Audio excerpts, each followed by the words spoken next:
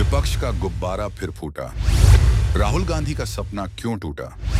विपक्षी गठबंधन में बिखराव की नई कहानी। इंडिया ब्लॉक, जिसे भाजपा विरोधी मोर्चा माना जा रहा था, अब बिखरने की कगार पर है। इस साल के लोकसभा चुनावों में बहुमत से दूर रहने और हरियाणा महाराष्ट्र विधानसभा चुनावों में एनडीए से मात खाने के बाद विपक्षी गठबंधन की स्थिति कमजोर हो गई है।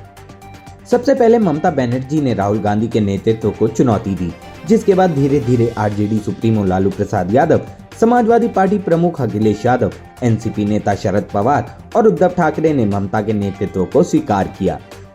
इसके बाद अब तेजस्वी यादव ने इंडिया ब्लॉक को केवल लोकसभा चुनाव तक सीमित व्यवस्था बताते हुए इसके खात्मे की मुनादी कर दी। 2019 से भाजपा विरोधी गठबंधन बनाने के प्रयास होते रहे हैं। पहले चंद्रबाबू नायडू, फिर ममता बनर्जी और नीतीश कुमार ने इस दिशा में कदम बढ़ाए थे, लेकिन किसी को भी सफलता नहीं मिली। ममता बनर्जी ने 2024 के लोकसभा चुनावों के लिए बंगाल में अपनी पार्टी टीएमसी को अकेले ही उतारा और कांग्रेस तथा वाम दलों से दूरी बना ली। उन्होंने ये साबित कर दिया कि वे भाजपा से मुकाबला करने में अकेले ही सक्षम हैं।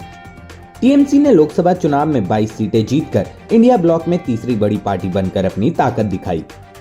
वहीं दूसरी ओर लालू प्रसाद यादव और तेजस्वी यादव के बदले रुख की वजह पार्टी की सीटों को लेकर बढ़ता दबाव है। खासकर कांग्रेस की ओर से सीटों की मांग और गठबंधन के भीतर बढ़ती राजनीतिक खींचतान ने स्थिति को जटिल बना दिया है। कांग्रेस को पिछले चुनावों में 70 सीटें मिली थी, लेकिन आरजेडी को इस बात का मलाल है कि कांग्रेस को उतनी सीटें नहीं मिलती तो तेजस्वी यादव शायद मुख्यमंत्री बन सकते थे।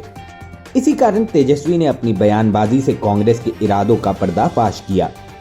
कांग्रेस के प्रदेश अध्यक्ष और अन्य नेताओं ने आगामी चुनावों में सीटों को लेकर अपनी अपेक्षाएं बढ़ा दी हैं। कांग्रेस बिहार में सीटों को लेकर आरजेडी पर दबाव बना रही है, जबकि आरजेडी पिछले चुनावों की तरह कांग्रेस को ज्यादा सीटें देने के मूड में नहीं है। तेजस्वी यादव ने इस दबाव को देखते हुए इंडिया ब्लॉक के अस्तित्व पर सवाल उठाया है। ये स्थिति बेमेल गठबंधन की ओर इशारा करती है, जहां सीटों को लेकर अलग अलग दलों के बीच असहमति बढ़ रही है। इस बिखराव के कारण इंडिया ब्लॉक की भविष्यवाणी अब और भी जटिल हो गई है।